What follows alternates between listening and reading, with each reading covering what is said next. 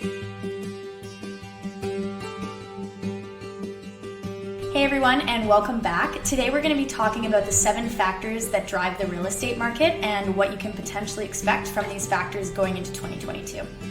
So the first factor is the cost of ownership. So this has to do with price inflation, whether or not it's still affordable for a lot of people. Are taxes going to go up next year? Are interest rates going to go down, or are they going to go back up? All of these things go towards cost of ownership, and they all play a large factor in whether or not the real estate market will continue to go up.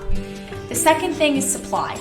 Supply, as we've talked about in subsequent episodes, is about the months of inventory that's currently on the market, so what's available. If the supply is not meeting the demand, then typically that means that prices will go up. If there's too much supply and there's not enough demand, then that typically means that prices will go down. The third thing we're going to talk about is job security. So what's going on with jobs going into the new year? Do people feel like they're in a position where they're comfortable and able to buy a property? All of this will really play a large factor into whether or not the prices will continue to go up, similarly to the last 2 points that I talked about. The fourth is population growth. Are people still coming into Canada? As we know, yes, a lot of people are still moving here due to other factors around the world.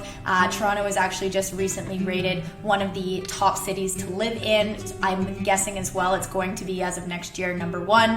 But this is all speculation, and this is something that I've heard in the media, but it has not quite been said yet. If it does, that's obviously going to also affect real estate prices because more people from around the world will be moving to Canada. The fifth is regulatory changes. So that has to do with rules the government's imposing. The Liberal government has gone ahead and said that there's going to be a lot of changes going into 2022, such as no more blind bidding, such as imposing a foreign buyer ban for the next 2 years. So if these do come into play, you can expect that there might be certain changes when it comes to prices or just when it comes to real estate as a whole. The sixth is global factors. So this means what's going on around the world. Obviously, is the pandemic going to have a 4th wave? All of these things can affect real estate and pricing.